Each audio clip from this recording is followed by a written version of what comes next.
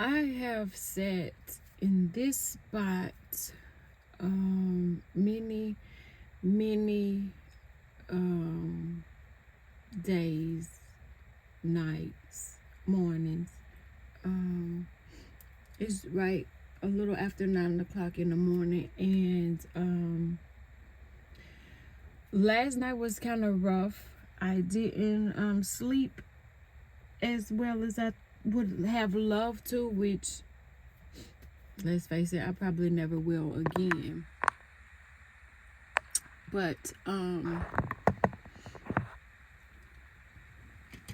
when I got up this morning, Lala was in Cam's room. Cam wasn't there, and she was in her room, television on. And before I actually laid down last night, I told her to get out of there, go to bed, because I knew it would be a fight in the morning when it's time for her to get up. And so she got up and got ready, and she was moving fast but slow and not really doing what she needed to do productively to get out the house. And for that, it irritates me. And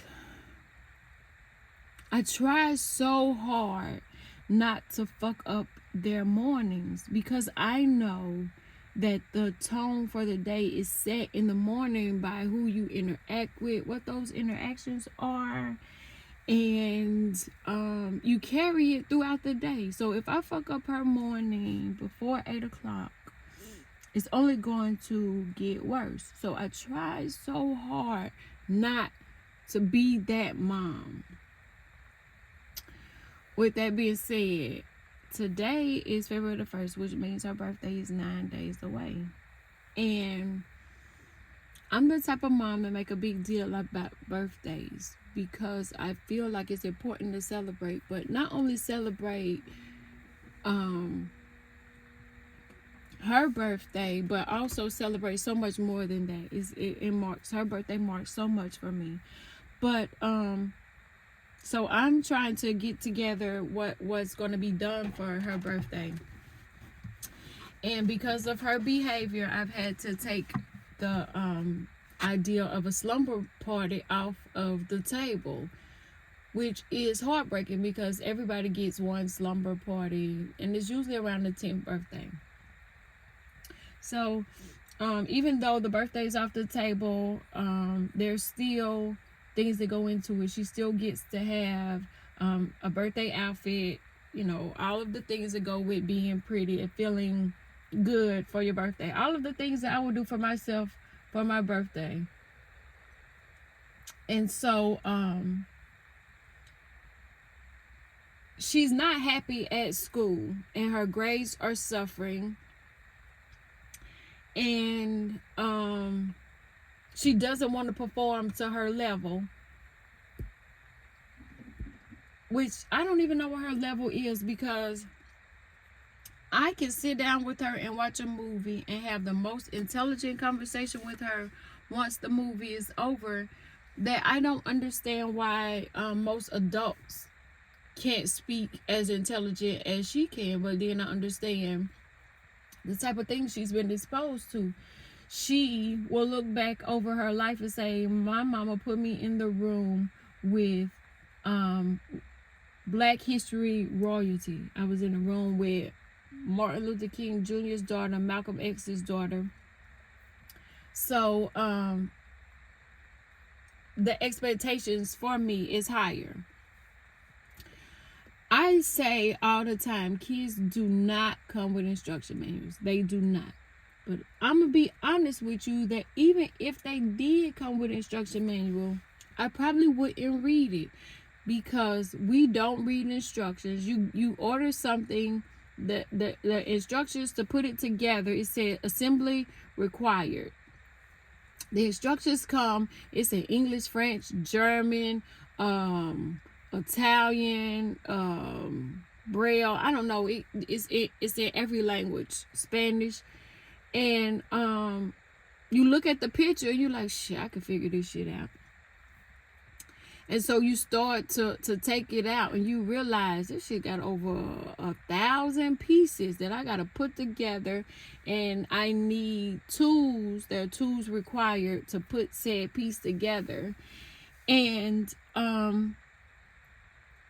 don't have time to read this book of instructions. What am I going to do? And by this being not my first kid to raise, because I'm going to be honest, I was born in the 80s. I've been raising kids my entire life. I have a younger brother that I pretty much had to raise while my mom and my father worked. And so it would be times I would have to get him off the bus, make sure he ate, did his homework and things like that before they came in. So instead of saying they don't come with an instruction manual, I want to say I wrote the blueprint on how to do this shit. Because the oldest one is an adult now. So she didn't come with an instruction manual, and she was a completely different child. We grew up together in a sense. I used to cringe when I hear people say they grew up with their kid. I'm like, you already grown, how you grow? But we had to grow together, because I had to learn how to be this new mom title that they gave me, that the only way you really earn it is by carrying the kid, birthing it, and then guiding it throughout life. So the mom title is not given to the weak, and it's not given, it's actually earned, because I hear them say dogs can give birth. Well, everything can give birth, but being a mother is a different kind of title.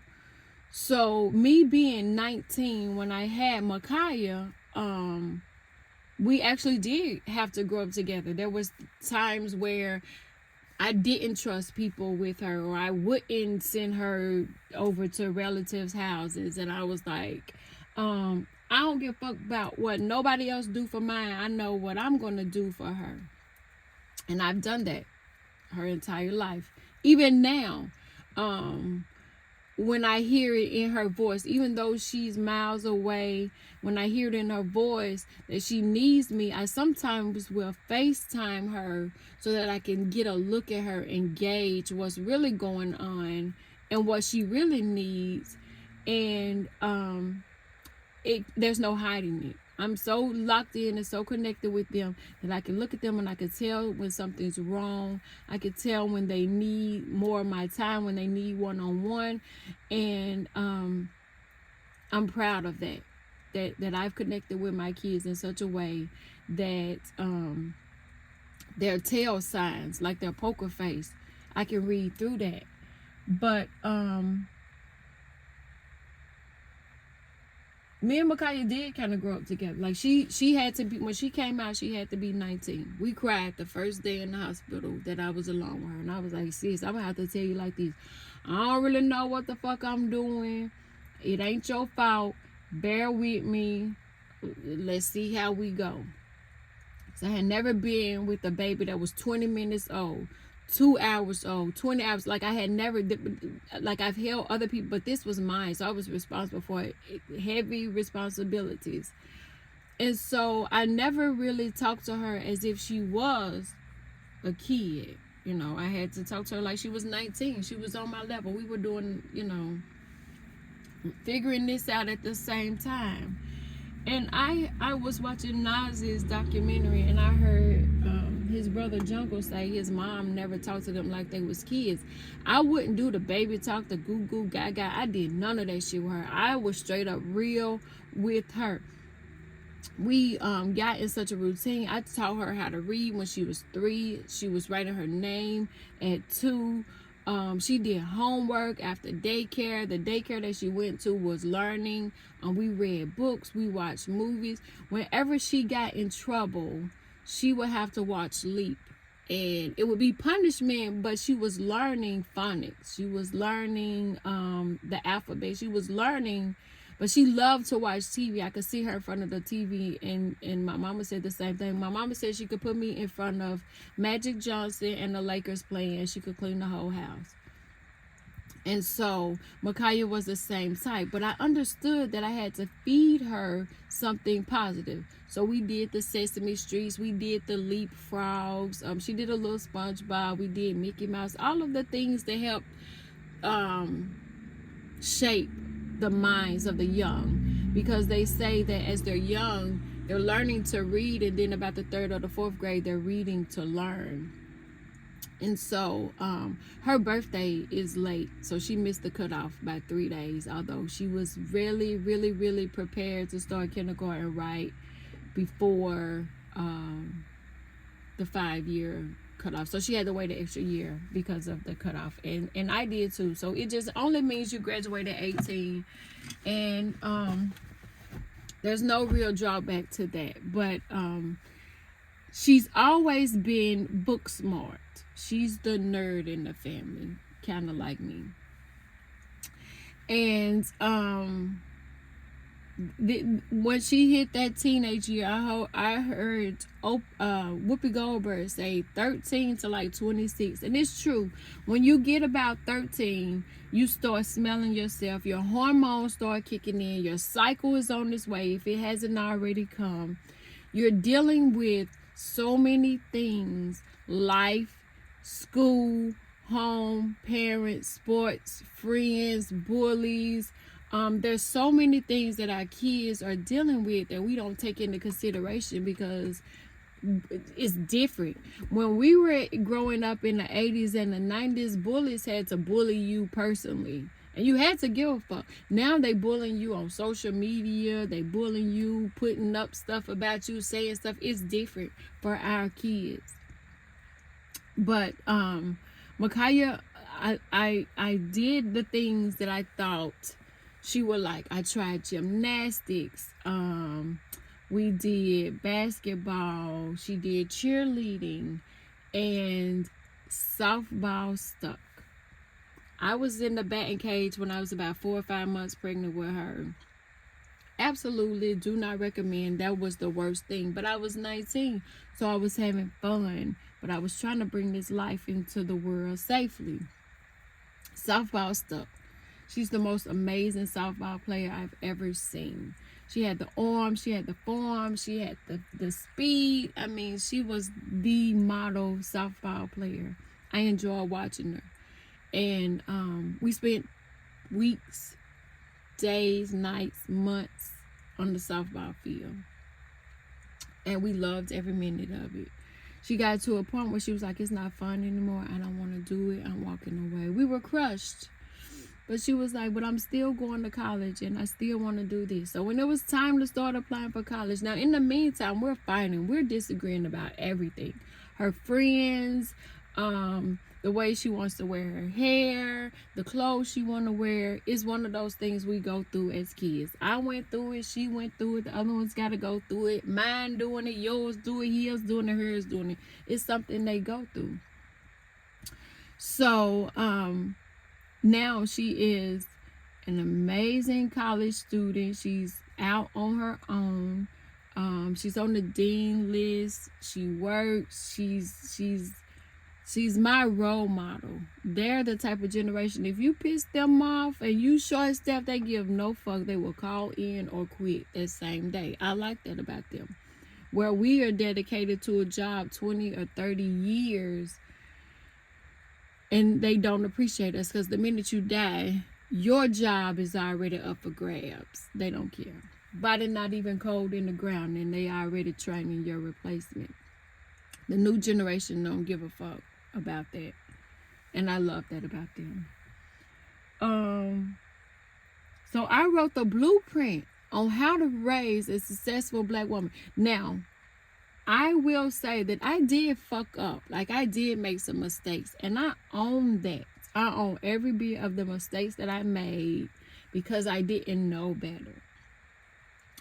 And then when child number 2 comes along, baby, God threw so much at me with that one child, with the epilepsy. I did everything with her. I tried the gymnastics. I tried the softball, basketball, stuck with her. And baby, did she take off running. But before that, she went through some things at the same school. I put them in a school that was predominantly white. It was geared towards college prep. I have since learned, but knew before this, college is not for everybody. But Micaiah excelled when they told me she was going to struggle because she didn't start at the school the whole time. But this the same one I taught to read at 3. It ain't shit she can't tackle, baby. Tell her, because the way I raised them, tell her she can't do it and watch her do it twice. She's back at one of the schools that I attended, my alma mater, and for her, she feel like, well, you got pregnant with me and you didn't graduate this college, I'm gonna graduate for me and you. She don't owe me that. And as a matter of fact, she's so well-rounded, so amazing that she don't even need college. She could start her businesses back up and running and be just as successful. That's not what she wants. I support that 100%. And then the next one, they say the first one is kind of cool. The second one, baby, that second one, whoo, that meme going around say they the Joker, baby. They the Joker, the Riddler, the Penguin, the Terror. Like they are the ones. That's the kid that don't give a fuck. That second born kid, that middle kid, baby, they don't give no fucks at all. They don't care about your feelings, your mama feelings, the grandmama feelings. All they care about is me. But she's an amazing businesswoman. She's already in college. She will be the first person on both sides of her family to complete high school with an associate's degree. That's big shit. That's big shit. And the sad part about it, which is the happiest part about it, is I was against it. I told her in the beginning, I was like, no, all I want to do is you're going to be the first program. That pilot shit ain't going to work. I don't want you on campus with grown men. I don't want to do that. And she made the decision to do it anyway. She got all of the things she needed to do. She got accepted. She went and she's doing amazing. She's flourishing. I hear so many people speak so highly of her that it makes me proud to know that I'm doing halfway good anyway. But the first one and the second one is nothing like that third one. Mind you, I was too old when I had her. I was in my 30s. And as a black woman, that's high risk. And so the whole pregnancy was different from the other two. And that's what the doctor kept saying. No pregnancy is the same, blah, blah, blah, blah, blah. Got it. I've tried her in everything as well. She's did dance. She's did gymnastics. She's did softball. She's done basketball. She did cheerleading just a little bit.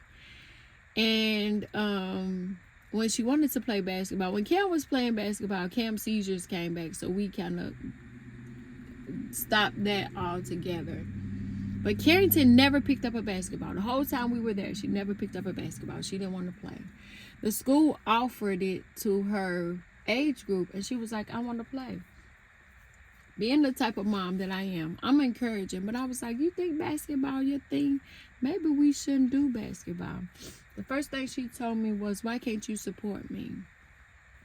If I say I want to do it, I want to do it. Stop trying to talk me out of it. Let me play fucking basketball. She didn't say it in that word, but that's how I got it. And I was like, you're absolutely right. If this is what you want to do, I'm going to celebrate it. I'm going to do it a whole 100%. I sent the text to the dad with the information on it, the dates that were due, the fees, all of the things. I sent it to him. We had a conversation. We decided to go with it. Although he was a little hesitant too, and I told him, I said, she just wants us to fucking support her. She wants to have fun. And there's no way you can argue with that. She's learning, never picked up a ball. And so they've had a basketball ring, what you call it? A basketball goal for years. It's been there for years, probably since Cam first started playing. And so she would shoot around every now and then with me when we had extra time.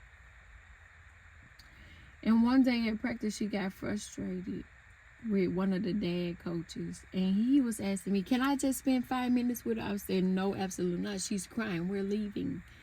Because if she sheds a tear, that means she's no longer having fun. And if she having fun, I ain't having fun, and we wasting time. So we left practice early. I don't give a fuck. I'll tell anybody, when it comes to my motherfucking kids, I don't play. I don't care what you say, what you do. I do not play about my motherfucking kids. I don't care who you are. Do not play with my creations. Me and God and the baby daddy created these. Don't play with them. So she's telling me, I don't really like the school anymore. Same age that I wanted to take Cam out, but I didn't, because it was a good opportunity. This was like almost having a private school education for free, but it wasn't free, baby, because I had to play with my blood. I had to pay with my blood, sweat, and tears. I had to volunteer. I went on field trips. I donated, like I did all of the things. I am that parent. When Cambria started the school with her condition, I was on every field trip. I was there every time they had an event. I was in the hallway more than the motherfucking principal. I was up there so much the little kids was like, Cam's mom is here today. And I was like, well, goddamn, what I do to you? I realized it was jealousy. Cam got a hands-on mom. She got a dope-ass mom. The kids love me. They want to be in my group. They want to talk to me. I'm dope. And I can understand how that would cause some friction for Cam, because she was bullied. And the more I talked to the principal and everybody in charge, the more they ignored my pleas. So the only thing I was thinking was, I'm going to have to fight the little girl, but I know I'll go to jail, so I wouldn't do that. But I told Cam, I said, until you put that bitch in her place and let her know you not the one to fuck with, she going to keep coming for your ass. And she was the kind of bully that would do the shit in front of me, so she wasn't scared. So I figured when she see Micaiah's big sister come around, she'll straighten up. She wasn't scared of her either. Okay, so we don't put no fear into you. Okay. So Cam struggled, and they wanted to test her for special ed. But she had so much medication from the epilepsy that her doctor was like, let her test her. Ain't nothing wrong with her. We'll just take her off the medication. And her grades were good. They were still making S's and N's and U's and shit. And they wanted to test her. And then when she tested out, they threw her to the wolves. They're like, we don't give a fuck whether she get her work done or not. If her work not done, we'll hold her back. You gonna hold her back for some S's? I'll be goddamn. Carrington has F's, D's, C's, A's, and B's, and nobody has reached out. Not a guidance counselor, not a teacher, not a motherfucker math teacher that tutors in the afternoon that knows she flunking math. Nobody reached out. She tells me in the way that only I don't want to go back. It's not feeding me. I'm not learning. They want to touch my hair. My hair is a distraction. My skin color is a distraction. But if you see her, a lot of times when we're together, motherfuckers don't even know that that's my child, because she has a lighter complexion than I do, which comes from the father. So if he's not around, it's like, oh, are you mom? When she was in Mommy's Day Out, I had a lady say, are you her mom? She looked at me like I was the nanny. I was like, shit, I wish I was the nanny. I wish her daddy would pay me like the fucking nanny. But no, I'm the mother. I do it all. But if the dad is in the room, they automatically know that he's the dad, because she is his twin. She said, I don't want to leave. And the school told me, well, you made a year commitment. And I also said that I don't play when it comes to my motherfucking kids. Now, I've seen other parents pull their kids out in homeschool. That won't work for me. I'm no homeschooler. We'll fight every day. We do fight every day, because she doesn't want to do the homework. She doesn't want to do the math. The environment is causing her added stress, which means she's gaining weight. She's eating because she's bored, and it's not healthy. And that's my fault, because I have bought stuff to soothe her, to pacify her, to shut her up, to get her out of my face, to get her out of my nerves. When, bitch, this is not how we parent. That shit is unacceptable. She get away with so much that the other two kids like, man, you don't never whoop her. Man, tase her or something. Like you let her get away with way too much shit you wouldn't let me get away with. And even with her gaining weight and the diet, because I went through this with with Cam. Cam was like, you need to make her a doctor's appointment. You made me a doctor's appointment and you made them do this and this nutrition, and they was measuring out my food and what I could eat. And I was like, you're right. I got to go back to that. So when I say I wrote the motherfucking blueprint to this parenthood shit, I don't know. I can't put it in a book to give it to you, because each one of these motherfuckers are different. They require different parts of you. When you like, baby, I don't know what I'm doing.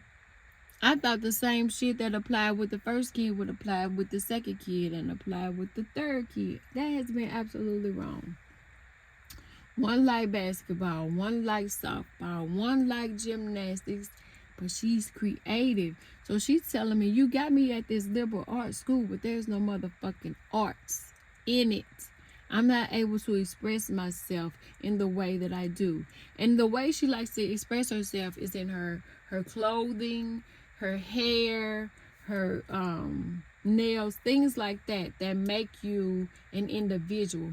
This morning, during my meltdown, which my meltdowns is usually me screaming to the top of my lungs and apologizing, crying, compromising, loving, extending myself, telling them that I don't give a fuck what's going on outside the world. When you need me, you want me, you have to have me. Say that shit, and I'm dropping whatever the fuck going on so that I can be that mom, because that's what I am, and that's my greatest title ever, and I don't play, and ain't nobody coming for that motherfucking title. I grew up where we were punished and we were whooped. Now I punish her by taking the TV, taking the electronics, taking the birthday party, taking the little parents' night out. That's $35 for her to hang out at the goddamn school and eat some Little Caesars pizza. And for a couple of hours. And I don't want her eating Little Caesars pizza right now due to the health issues. I don't want to pay them to babysit my kid when she could just hang with me and we could watch a movie. Now, sometimes I'm okay with letting her go out and have that fun and doing that. But due to the circumstances, I had to take it away. But I messed up her morning. And she was crying and she was upset, which made me cry and upset, because if you've ever watched your child cry, it does something to your whole soul. But to know you're the reason why, it hurts even more.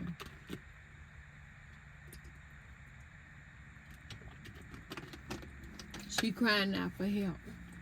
And if I don't answer the call, I may very well lose my daughter to the streets,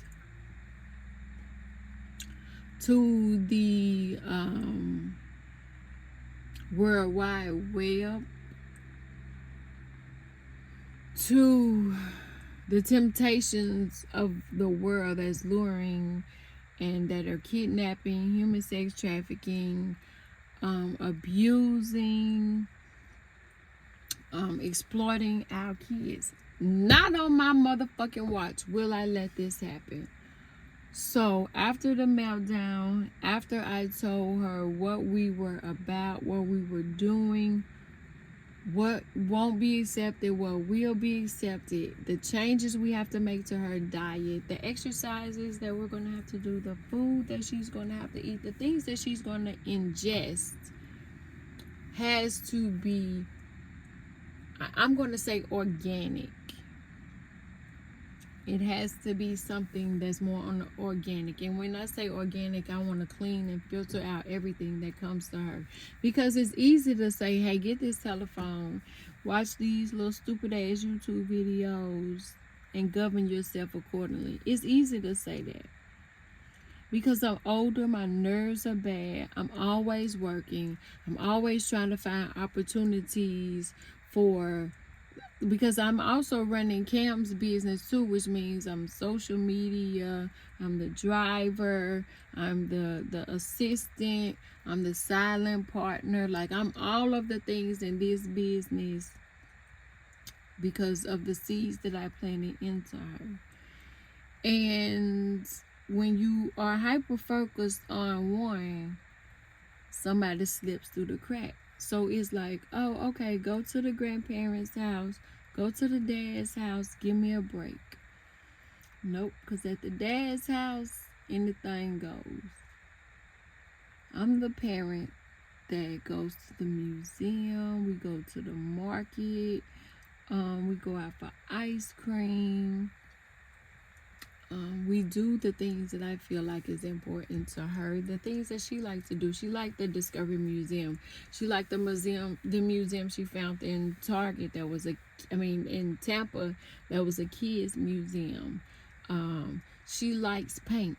So you could come to my house on a Thursday and we having a paint session.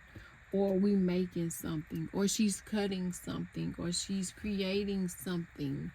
And there's not a school around here that nurtures what the fuck she needs. So what does that leave me? I gotta make it happen. And that's like a lot of times if I have to give up my Saturdays and take her to a sewing class or take her to someone that's going to feed into what she wants to bring forth. A lot of times she'll say, I'm Beyonce. And I have to tell her, no, you're not Beyonce, you're Carrington. And that's so much better because you have Beyonce as a role model, but you have Michelle Obama. And you also have your mother that you've watched build businesses, become silent partners, investors. And so whatever it is that I can do for you, I'm willing to do it.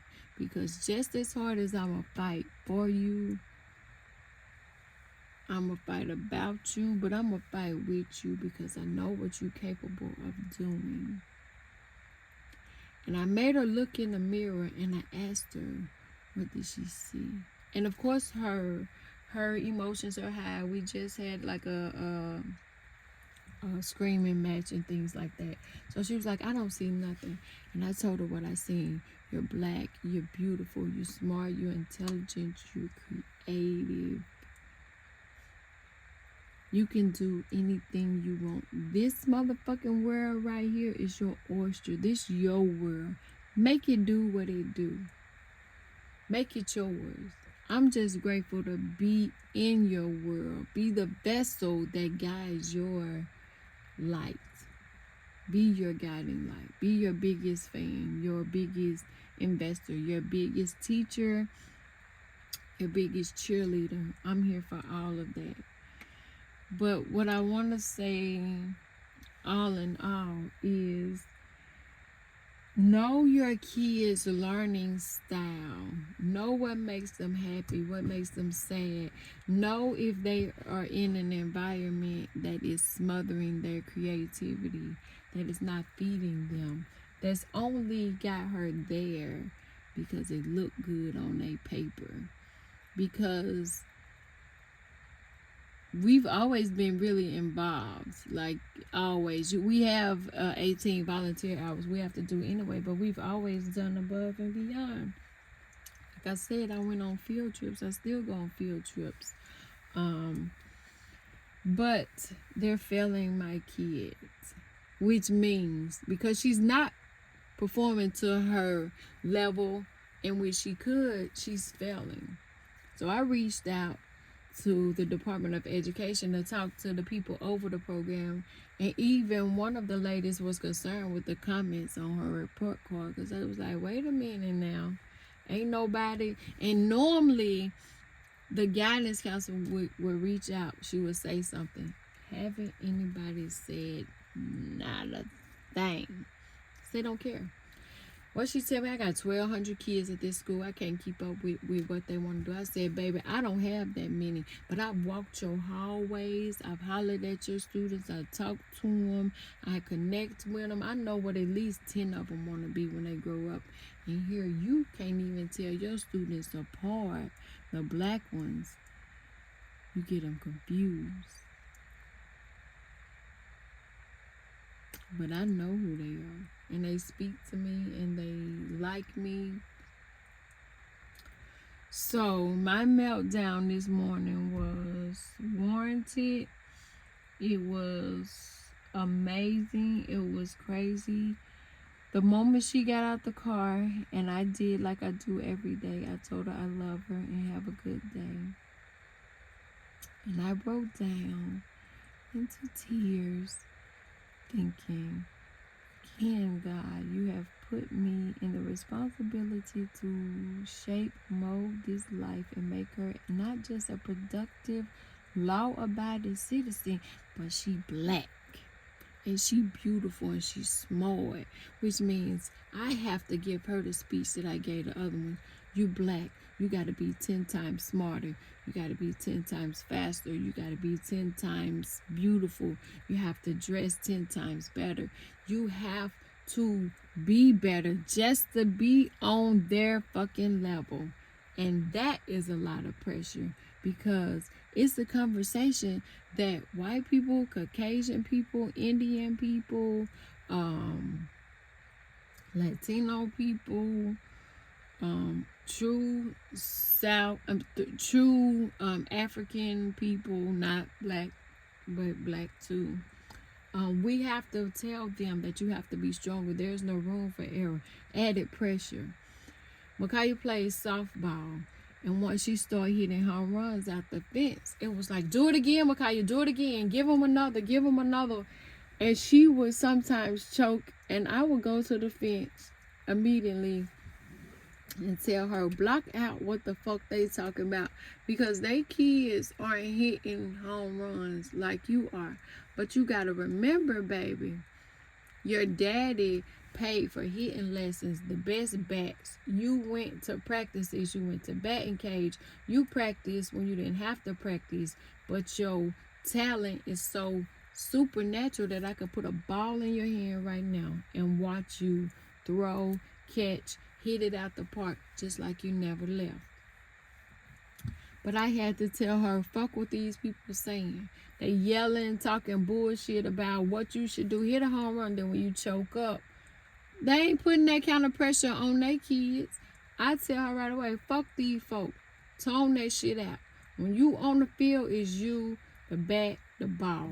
Nothing else. What the fuck they saying in the stands and they cheering and chatting? Don't worry about that. Do the game that I know you can do. And that's what I did with Cam in basketball, even though she had to walk away. Carrington's still trying to find her footing. But one thing I do know, the motherfucker can design some outfits like nobody's business. She can create some shit like nobody's business. And I'm all for it. I buy material and clothes and things for her to cut up, to redesign, because I do it myself. So she like, Mama, why you don't call yourself a fashion stylist? You make clothes, you do this. And I was like, baby, I never thought about it before. But because of what I've put into her, she's able to pour back into me. And that's the best feeling in the world. And the one relationship that I heard somebody say, y'all putting them kids first. The minute they turn 18, they gonna turn their backs on you. They leaving. You gonna be lonely. You ain't gonna have no man. Which is motherfucking right. But let me tackle this and get my kids straight so that I'm in the right headspace where I can date. Well, my kids don't have to come first because they are already first, but they so independent and dependent that when they say, hey, I need your time, hey, I'm gonna need you, but the thing that I know, when they need me the most, they either come stand next to my bed or they come climb in my bed, which means cut that fucking phone off, cut that TV off, them tubing movies, all that shit you watching, Netflix, Hulu, Amazon Prime, cut all that shit off and focus on me. and I got you. And so then I asked the questions of, where do you see yourself in 5 years? Where do you see yourself in 10 years? I've had this conversation. I sat down and had the conversation with Makaya's roommate, and they didn't know. And Makaya said they're not used to people having conversations like this about them. I was like, well, it doesn't bother me. She said, yeah, but I think you intimidate them. But it's a conversation I have with any kid. I meet a kid out, my first question, what you want to be when you grow up? What you studying? What's next? What's after this? They connect with me. They love me. Kids rock with me. And I don't know why, but I don't take it for granted. And it's crazy. I was at the school, and Cam hasn't been at the school in about 5 years. And the principal still calls her name for dismissal, which is so disrespectful to Lala, because she like, my sister don't go here, but every time she see your face, she calling her name, which means I'm never going to be seen in her eyes. The principal don't know nothing about my baby. She don't know that she a big Beyonce concert goer. She's a beehive, that she likes fashion. She wants to do hair, but she likes doctoring. She likes to pretend. So if I could be honest, the tears that I shed this morning, may they water the seeds in the garden of my child's life. I planted the seeds. I watered them with my own tears. And now I just gotta wait on it to blossom and and grow. Because at this point, nothing really matters except for her health. And I think her mental of not being at the school that she wants is affecting her health. And she's eating because she's bored, but she's eating all the wrong things at all the wrong times, even though I have slowly changed what, when, and how they eat. So yes, there are probably instruction manuals on how to raise kids. No, they probably won't work for me. All the kids are different.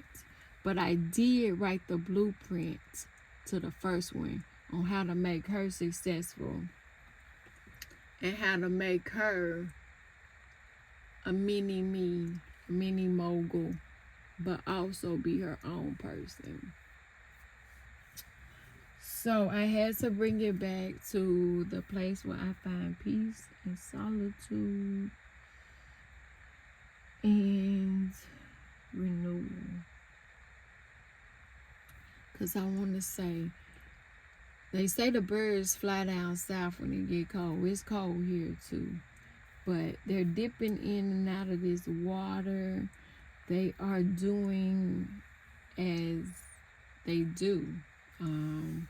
Which leads me, how does the wind know which way to blow? How does your body know to take its breath? How does it know to just your heartbeat? Like, how does it know? And because these questions arise from people like Carrington, it leads me to always thinking outside the box and learning and trying to figure this shit out. So, her morning started out fucked up. Yes, I yelled, I screamed, I did all of the things that I hate.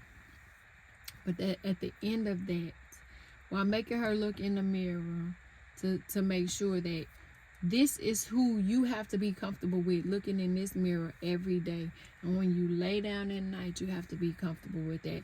Yes, she's too young to understand what that fully means, but I want her to look in the mirror and see nothing but greatness, nothing but beauty, nothing but intelligence, nothing but creativity, nothing but the world is her oyster, and she can go out and fuck this shit up any way she can.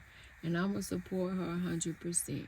So at the end of the day, out of all of us shouting and crying and getting ready for school, it was important for me to apologize for fucking up her morning, to apologize for the things that I didn't know, apologize for watching her go through stress, trauma, and not being able to fix it.